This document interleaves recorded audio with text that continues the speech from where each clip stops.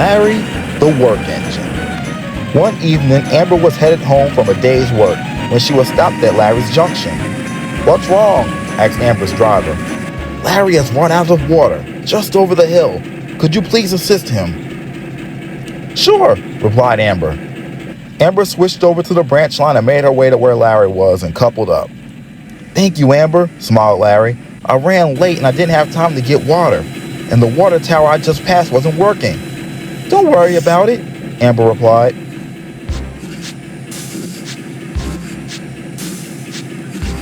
Amber pulled hard. It was tough pulling Larry and his train. She nearly stalled, but she pressed on.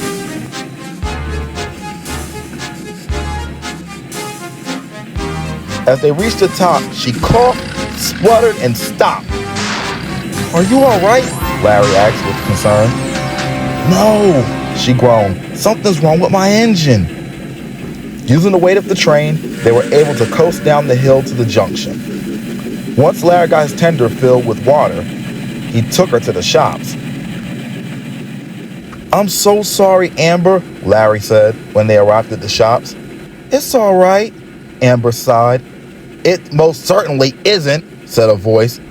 Larry rolled his eyes and groaned as Roger backed in. "Thanks to your carelessness, Amber's out of action.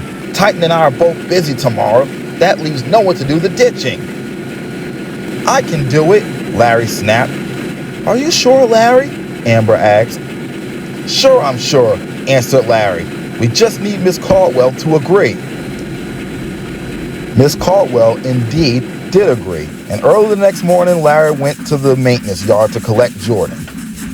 While the other plows go into storage after the snow season ends, Jordan is kept hard at work, such as clearing brush from the line side, spreading ballast, and ditching, which is the job he had to do with Larry today.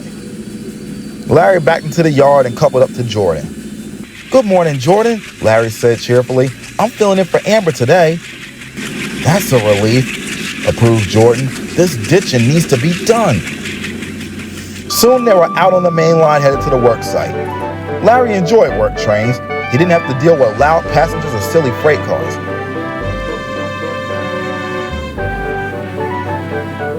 He met Lita at a junction.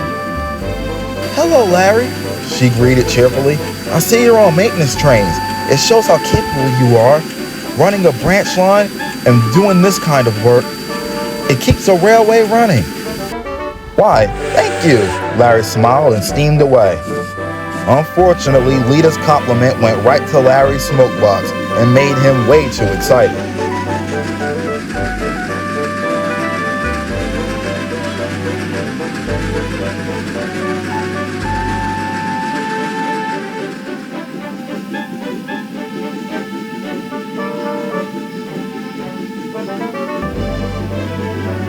They soon arrived at some sidings.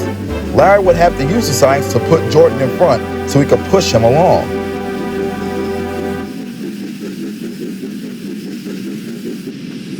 "Let's do a flying switch. It'll be a lot quicker." "I don't think we should," cautioned Jordan. It'll be all right," Larry said arrogantly. "I do it on my branch line all the time. Besides, you heard what Lita said. I'm very capable." Larry reversed and built up a lot of steam. With a loud blast of his whistle, he started forward, but in his excitement, went way too fast. The brakeman uncoupled Jordan as planned, but he wound up rolling out of the siding and onto the main line out of control. "Somebody help me!" "Oh no!" gasped Larry. The line sloped downward, and Jordan began to pick up speed. The conductor, who was still on board, tried to apply Jordan's brakes, but to no avail. Jordan gulped. He knew the station was up ahead. "I hope the platform is clear." But it wasn't. Christian, who had just departed the station, was unaware of anything wrong until he saw Jordan headed straight for him. "Stop!" he shouted. Of course, Jordan couldn't. He shut his eyes tight, and the conductor jumped clear. Jordan crashed into Christian, coming off the rails, causing some damage to both their fronts. Larry soon arrived on the scene. He had tried to chase after Jordan. He looked at the scene in disbelief. Chelsea came to take Christian's train away and brought the wrecking crew. Once Jordan was back on the rails, Larry took him home, along with the crane. "I'm sorry," Larry apologized. "I shouldn't have been so careless." "That's all right," sighed Jordan. "I'm not badly damaged, and the ditching could be done another day." A few days later, Jordan was repaired along with Amber, and they were both back at work. Nobody gave Larry any grief for the accident. Well, except for Roger. "I'm staying away from you," he jeered at Larry. "You know how to damage maintenance equipment." It was very safe to say that Larry was not amused.